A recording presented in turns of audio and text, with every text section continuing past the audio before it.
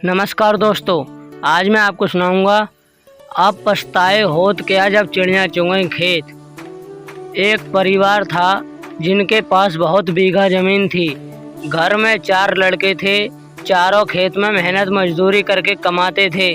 परिवार बहुत बड़ा था। जितना वे मेहनत करते उतना उन्हें मिलता ना था, क्योंकि खेत में पानी की कमी थी और मौसम की मार पड़ती ही जा रही थी, जिसके कारण खाने तक के लाले थे।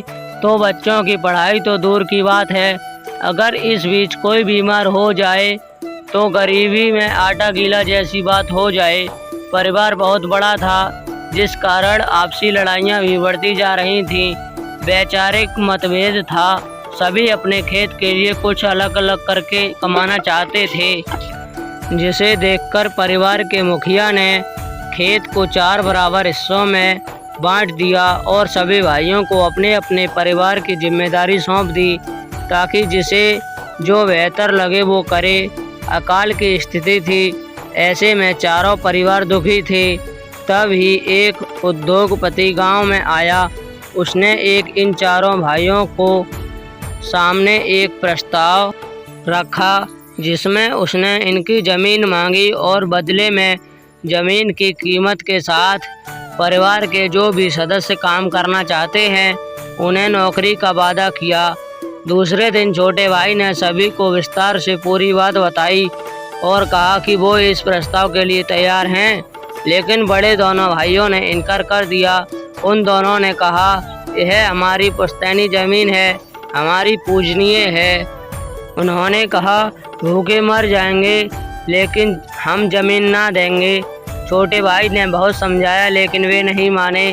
कुछ दिनों बाद उद्योगपति ने यह प्रस्ताव अन्य खेत के मालिक को दिया। उन लोगों ने विकट परिस्थितियों एवं बच्चों के भविष्य को देखते हुए प्रस्ताव स्वीकार कर लिया। कुछ समय बाद उस जमीन पर एक उद्योग बना, जहां पर कई ग्रामवासियों को नौकरी मिली। साथ ही उस जमीन मालिक को जमीन की कीमत और उसके बच्चों को नौकरी भी मिली, जिससे उन लोगों ने अपना अन्य कारोबार भी शुरू किया और दूसरे शहरों में ज़मीन भी खरीदी और उनका जीवन सुधार गया। उन्होंने एक बड़ा सा बंगला बनाया, जिसमें बाग को संभालने का काम वो चारों करते थे, जिन्हें पहले उद्योग का प्रस्ताव मिला था। एक दिन वो उद्योगपति उस घर में आया और उसने इन चारों को देखकर पहचान लिया और पूछा, कैसा चल रहा है। तब सिर झुकाकर कहा, साहूकार का कर्ज बढ़ गया है, जमीन हाथ से चली गई, अब मजदूर और बाग का काम करते हैं। उद्योगपति ने कहा, अगर आप मान लेते तो यह दशा ना होती। इस पर छोटे भाई ने करुण स्वर में कहा, अब पछताए होत क्या जब चिड़िया चुग गईं खेत।